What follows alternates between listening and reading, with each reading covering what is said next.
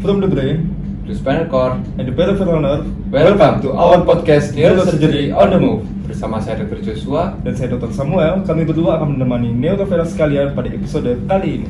Neurosurgery on the Move adalah salah satu bentuk dari Tridharma perguruan tinggi, yaitu pengabdian kepada masyarakat yang tayang setiap bulannya membawakan topik-topik menarik seputar bedah saraf, mulai dari penyakit hingga teknik operasi yang tentunya akan dibawakan langsung oleh narasumber yang kompeten dan kece.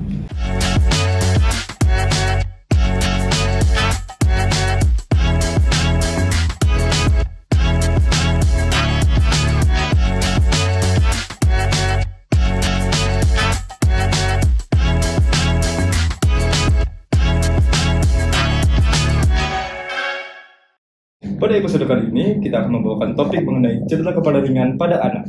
Tentu saja akan dibawakan langsung oleh pakar di bidangnya, yaitu Profesor Dr.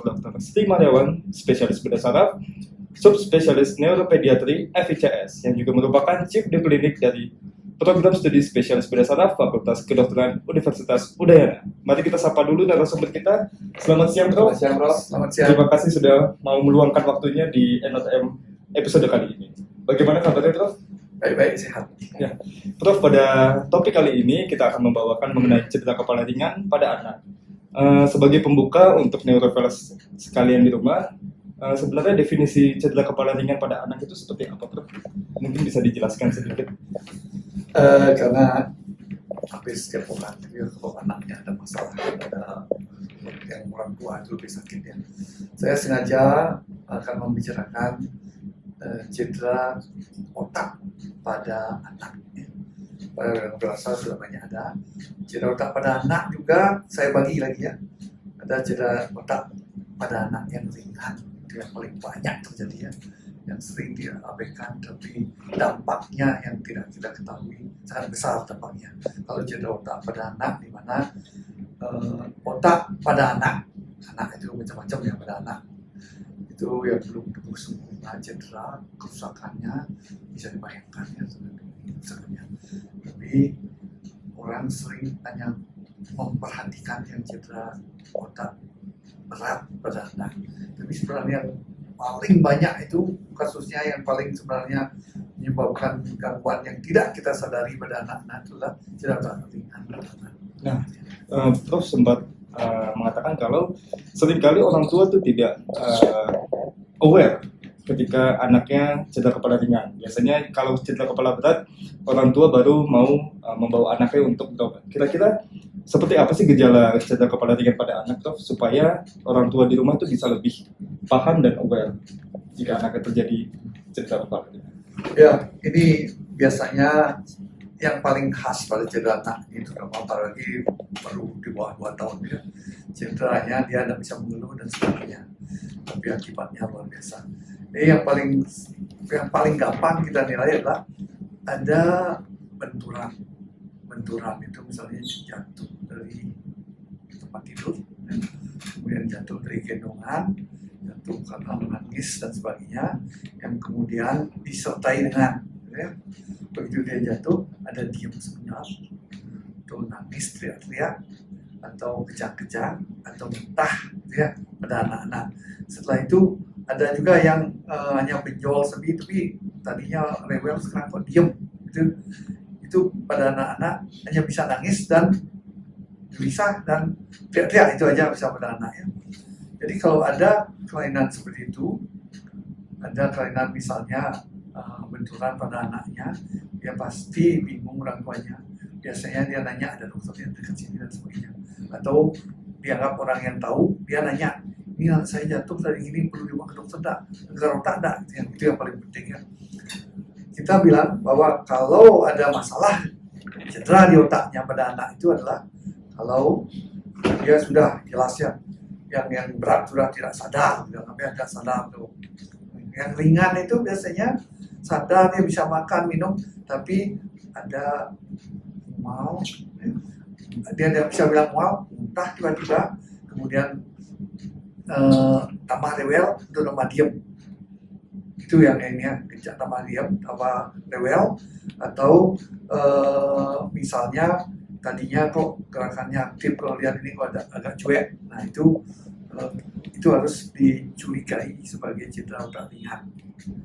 Artinya kalau cedera otak ringan itu ada bagian-bagian otak yang cedera. Sebelumnya saya jelaskan juga bahwa di otak itu terlindung di tulang kepala. Ya. Tulang kepala di dalamnya ada otak. Otak itu dipegang oleh jaringan masing-masing sel otak itu terdiri dari sel saraf itu dipegang oleh anggap saja seperti jejaring yang megang itu, misalnya apa, tonjolan-tonjolan Arwin namanya ya, sel-sel mikroglia dan sebagainya itu megang, sehingga setiap sel itu ada yang megang. Kalau ada cedera di otak itu ada jaring-jaringnya itu, atau bahasa kerennya brain framework itu ada yang jadi trauma ya. Jadi kalau trauma itu apa yang harus dilakukan? Ya beri kesempatan dia sembuh ya. Jangan diberikan lagi gerakan tiba-tiba, kalau bisa jangan gerakan macam-macam, diam bisa dan sebagainya, karena kalau dipaksa lagi akan lebih jelek lagi, apalagi diayun-ayun dan sebagainya. Jadi kalau sudah tahu bahwa itu cedera otak, beri kesempatan sembuh, jangan terlalu aktivitas terlalu berat. Kalau yang belum sekolah ya di rumah dijaga, kalau yang sudah sekolah biar perlu liburkan saja ya. Jangan di aktivitas berlebihan. Jadi kira-kira yang ringan. Kan memang sulit ya Prof untuk anak-anak yang kecil kan, karena tidak ada bisa mengeluh ya Prof ya. Prof, kapan sih dari mungkin untuk orang tua neuroveral sekalian, kapan sih harus bisa dibawa ke rumah sakit atau mungkin perlu dilihat dulu? Itu kapan nih Prof? Ya gini. Kalau ada tanda-tanda seperti itu, cedera otak ya, harus diperiksakan ke dokter manapun yang ada tersedia di situ ya.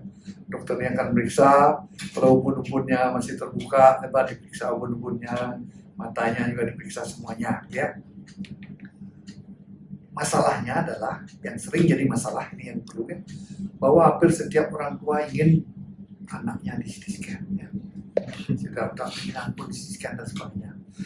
Jangan memikirkan itu, biarkan dokter yang memutuskan. Karena apa? Karena sudah terbukti di riset ya. Anak-anak atau bayi misalnya, kalau di CT scan apalagi berulang tuh, radiasinya cukup signifikan meningkatkan angka kejadian kanker di kemudian hari ya itu. Jadi betul-betul pada anak-anak atau bayi itu dilakukan CT scan kalau kira-kira nanti hasilnya memerlukan tindakan. Jadi ada berat atau sedang, memang ya. Kalau ringan, sebaiknya sangat hati-hati untuk memutuskan CT scan.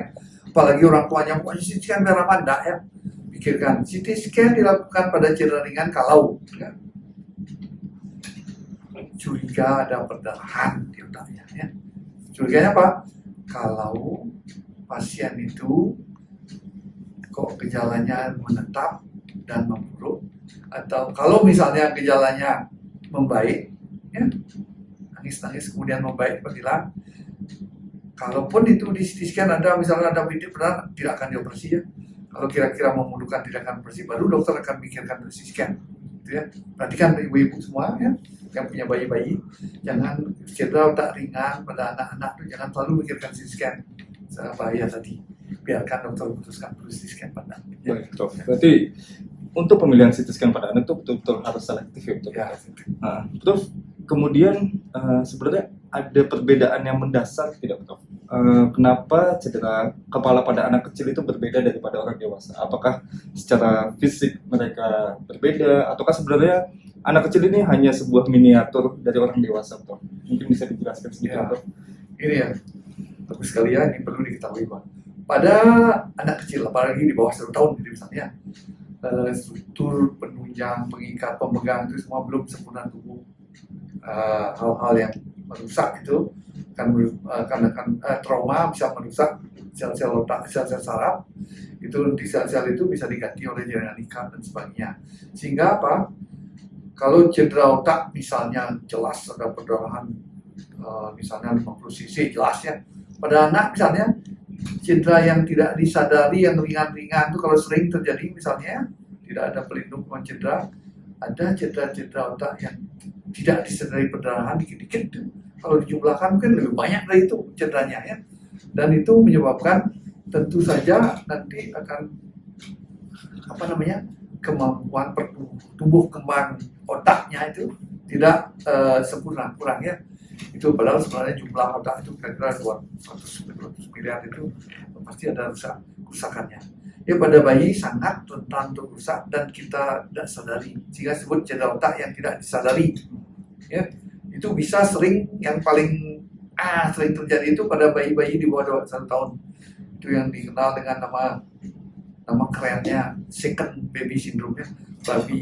Bayi yang digoyang-goyang itu juga goyang yang kalau misalnya goyangnya menggoyangkan bayi dengan rasa sayang itu lain ya, dengan rasa sayang lain. Goyang bayi bergetar gitu, itu kerusakannya sudah diteliti bisa merusak banyak sekali kematian sel-sel bisa terjadi di situ. Jadi sebenarnya menggoyangkan bayi itu juga bisa membuat cedera kepala ya, Prof. Padahal di rumah mungkin banyak kerabat yang datang bertamu ke rumah ingin menggendong anak kita, itu berbahaya berarti, Prof. Ya, kalau kita simpulkan seberapa keras goyangan itu seberapa dan sebagainya, seperti saya bilang tadi ya, kalau menggoyang mengayun dengan cinta atau dengan sayang itu kan lainnya. Ya. Kalau goyangan apalagi lempar-lempar itu bahaya, sangat berbahaya. Kerusakan terjadi pada saat pertumbuhan yang sel-sel satu misalnya jadi bertumbuh banyak, yang mau berkembang itu belum jaringannya sempurna, bisa menyebabkan kerusakan. Itu mungkin disinyalir gitu ya, orang-orang yang IQ-nya rendah, kemampuan pikir rendah setelah dewasa itu disinyalir juga bahwa waktu bayi dia disekat ya di itu goyangannya. Jadi yang jelas saya ulang lagi bahwa lain rasanya menggoyang bayi dengan rasa sayang atau bukan gitu ya. Yang bukan itu yang menyebabkan second cedera biasanya ya, goyang itu kan bisa dibayangkan ya. Kalau menggoyang dengan sayang ini dan seperti itu biasanya itu yang istilahnya kalau di buku disebutkan non accidental brain injury pada bayi ya, itu pada bayi sebenarnya yang dengan trauma yang tidak kita sadari. Siap. Itu seperti itu. Ya, Prof. Untuk itu, Prof, kalau kan kadang kita kalau cedera, kadang kan masih ada beberapa keluarga bawa anaknya, tapi ada cedera kepala ringan, Prof. Ada riwayatnya mungkin ya pingsan, anaknya jatuh, pingsan sebentar terus nangis terus rewel terus, Prof. Itu apa perlu dirawat inap atau observasi dulu nih, Prof? Atau berapa lama ya, Prof, kita tahu bahwa anak ini bakalan aman dah, ini udah selesai penyakitnya. Ya, di masyarakat ada yang begitu anaknya jatuh, pasti dibawa ke dokter kemana aja, puskesmas dan sebagainya, atau belum. Nanti biarkan di puskesmas menentukan, atau di dokter menentukan dia makan ulang ya. Nah itu, dokter akan berpikir seperti itu, dan kalau di dokter berdasar pasti berpikir karena banyak membaca dan sebagainya literatur, kenapa tidak lagi dilakukan setiap cedera otak harus di scan pada bayi lain ya, seperti saya bilang tadi bahwa aplikasinya seperti itu. Jadi yang kira-kira nanti kalau di scan itu mungkin menemukan kelainan baru yang belum menemukan tindakan baru dilakukan scan, itu yang ini. Jadi untuk pada bayi dan anak-anak ini, selain bayinya harus berobat, yang paling parah biasanya orang tuanya yang cemas ya, luar biasa, nanya ke sana kemari dan maksa dokternya harus sekarang ada MRI, sekarang MRI bila perlu MRI karena lama bios saja anak saya, memang tujuannya seperti itu. Tidak perlu seperti itu, karena pada bayi meskipun ada tambahan darah sedikit dan sebagainya ya, bayi itu sambungan-sambungan tulang ini masih terbuka dan sebagainya, masih bisa ditolerir. Kalau di istilah kerennya bisa di kapasitas untuk mendekompres tambahan darah itu masih bisa ya. Jadi kalau ringan, gejalanya kira-kira membaik, itu biasanya kita rawat biasa-biasa aja ya. Simptomatis lah ya, nyeri, biar tidak gelisah dia, nyeri atau benang sedikit dan sebagainya supaya dia istirahat.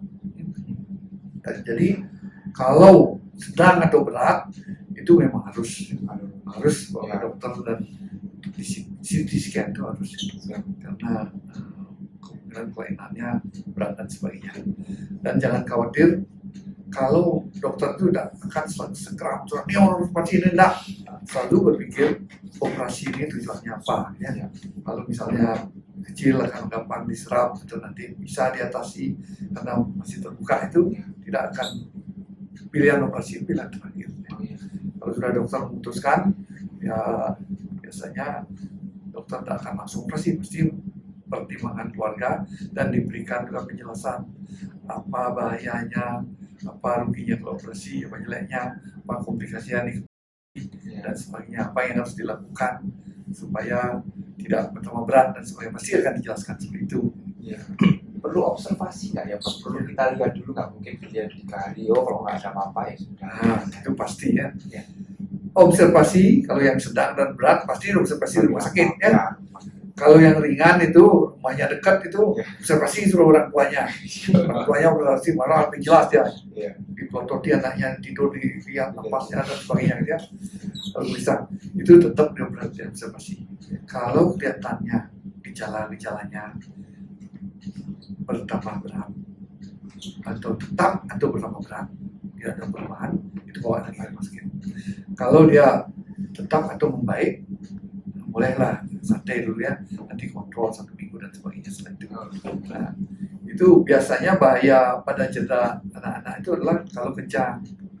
Kalau tadi sadar baik kemudian disertai kejang, segera bawa ke rumah sakit. Kejang itu malah lebih berbahaya, jadi cederanya sendiri bisa merusak kematian dari sel-sel akibat kejang itu lebih banyak dari traumanya. Jadi jangan sampai jadi kejang. Kalau kejang segera, jangan mikir lagi, langsung ke rumah sakit. Jadi kejang itu merupakan salah satu tanda bahaya ya Pak. Bahaya ya.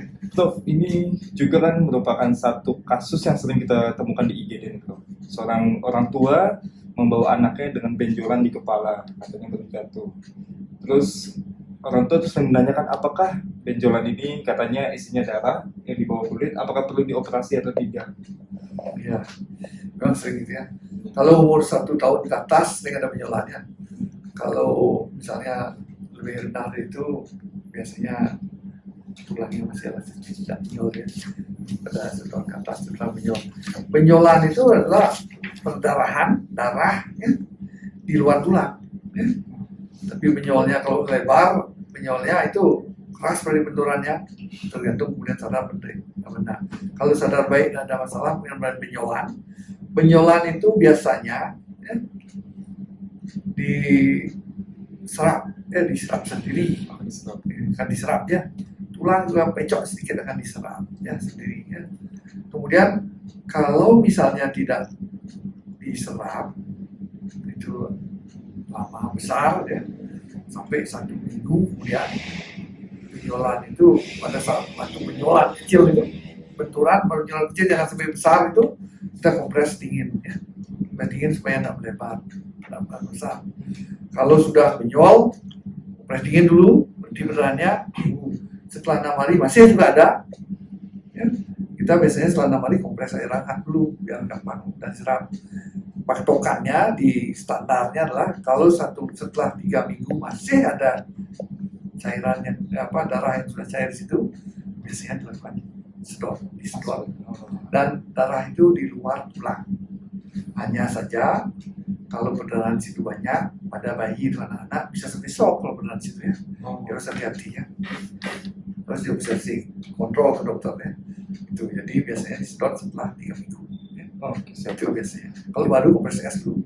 Nah, zaman dulu begitu ada benjolan digosok-gosok macam-macam itu benjolannya hilang pakai barang samping ya. Nah, tapi itu ada benarnya juga. Kadang-kadang kalau benjolan jangan dikutip-kutip, biarkan benjolan itu dibiarkan. Kalau tidak diserap bisa benjol terus jadi tulang ya.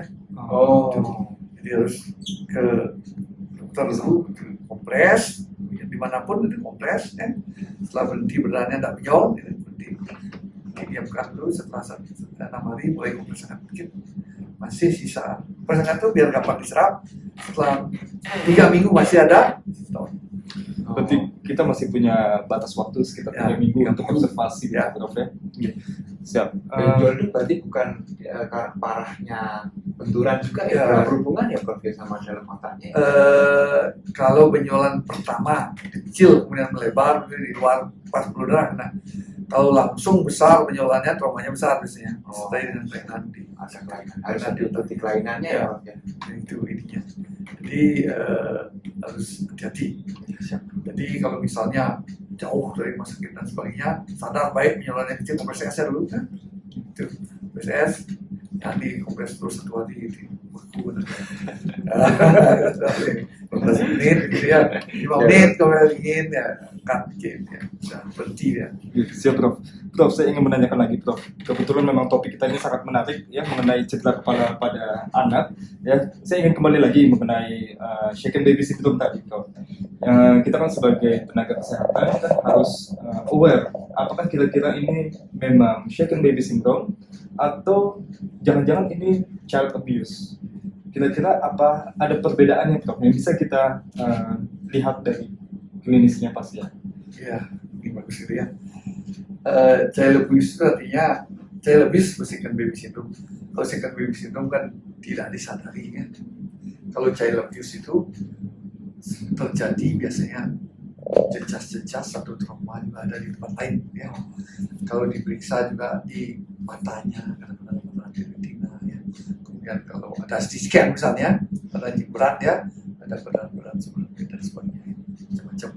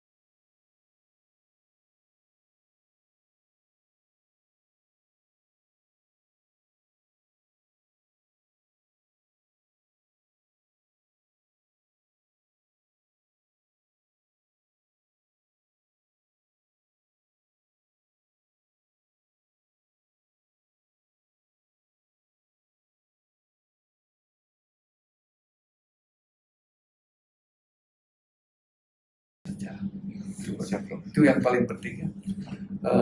Semua kelainan seperti itu orang tua harus menyadari, harus tahu ada begitu ya. Harus tahu ada kelainan pada bayi seperti itu ya. Ada yang second, ada yang abuse yang kita tidak sadari. Katanya pas misalnya kita tidak ada di rumah, lempar-lempar sayang maksudnya, tapi lempar dan sebagainya ya. Atau sengaja disakiti, itu penting ya. Biasanya itu menyebabkan kerusakan otak, disinyalir bahwa itu salah satu menyebabkan perkembangan otak nanti tidak sempurna ya, tidak sempurna. Mungkin IQ rendah dan sebagainya, itu dasarnya di situ. Berarti akan ada dampak Dampak panjang ya. Itu ya, hati-hati ya. Oke, ini berhubungan juga dengan pertanyaan saya berikutnya, Prof. Ini mungkin akan masuk ke tahap akhir dari topik kita hari ini. Untuk penanganannya yang bisa kita berikan edukasi kepada orang tua jika terjadi cedera kepala ringan khususnya pada anak. Tadi mungkin salah satunya ada benjolan bisa kita kompres atau ada tata laksana lain yang bisa kita berikan, Prof. Ya, pada ibu-ibu atau ibu-ibu yang punya bayi ya, biasanya kalau ada seperti itu, anak itu sebenarnya sakit, tidak bisa ngomong, karena sakit biasanya nangis, itu bisa ya, gerak-gerak dan sebagainya. Jadi yang perlu dilakukan adalah sakitnya harus dihilangkan. Kalau tidak tahu apa yang harus dilakukan, berikannya dulu antisakit yang paling gampang, paracetamol dengan segala sesuai dosis, paracetamol ya berikan dulu. Kalau itu tidak mempan, masih ada gejala-gejala lain, baru perlu intervensi dokter. Misalnya mungkin perlu diberikan obat-obat yang menenangkan sedikit dan sebagainya.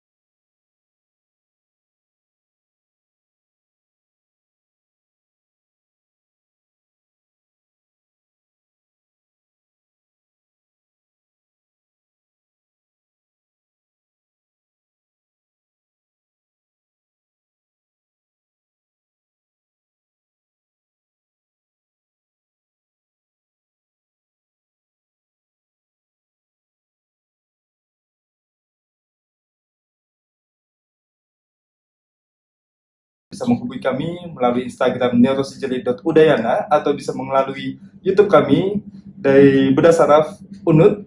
Silakan di like, comment, and subscribe. Kemudian podcast Neurosurgery on the Move ini akan tayang setiap bulannya.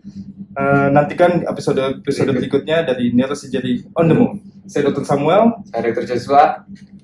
Selamat pagi.